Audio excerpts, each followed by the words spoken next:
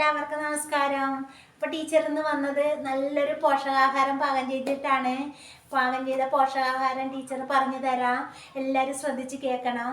അതുപോലെ കുട്ടികൾക്ക് പാകം ചെയ്ത് നൽകണം. നല്ല ഹെൽത്തിയുള്ള ആഹാരമാണ്.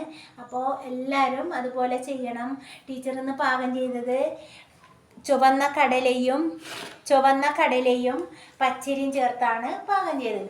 അപ്പോൾ രാവിലത്തെ ആഹാരം വൈകുന്നേരം കുട്ടികൾ സ്കൂളിൽ നിന്ന് വന്നിട്ടാകുമ്പോൾ ആഹാരമെല്ലാം ഇതിങ്ങനെ പാകം ചെയ്ത് നൽകിയാൽ കുട്ടികൾക്ക് അതിലേക്ക് കറി വേറെ ആക്കി കൊടുക്കണമെന്നില്ല. ഇതുപോലെ ആക്കിയാൽ ആദ്യം ചുവന്ന കടല കഴുകി വൃത്തിയാക്കി വേവിച്ചു, പാകത്തിന് ഉപ്പിട്ട് വേവിച്ചു.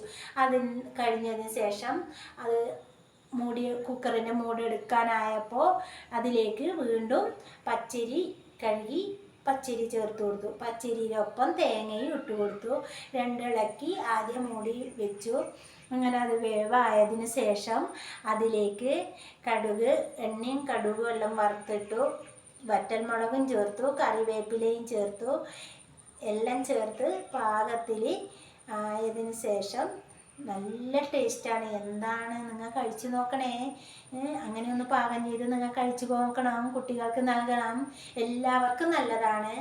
നല്ല ആരോഗ്യമുള്ള ഭക്ഷണമാണ്, ആരോഗ്യത്തിന് നല്ലതാണ്. അതേപോലെ ഇതിൽ കാർബോഹൈഡ്രേറ്റ് ധാരാളം അടങ്ങിയിരിക്കുന്നു. അതുകൊണ്ട് ഇങ്ങനെയുള്ള ഭക്ഷണം കുട്ടികൾക്ക് പാകം ചെയ്തിട്ട് നൽകണേ. അവർ സ്കൂളിൽ നിന്ന് വരുമ്പോഴേക്ക് ബേക്കറി സാധനങ്ങൾ ഒഴിവാക്കി ഇതുപോലത്തെ പോഷകാഹാരം ഉണ്ടാക്കിയിട്ട് കുട്ടികൾക്ക് നൽകിയാൽ നല്ലതായിരിക്കും. എല്ലാവരും ഇതുപോലെ ഒന്ന് പാകം ചെയ്ത് നോക്കണം. ഇഷ്ടമായാൽ ലൈക്ക് ചെയ്യണേ.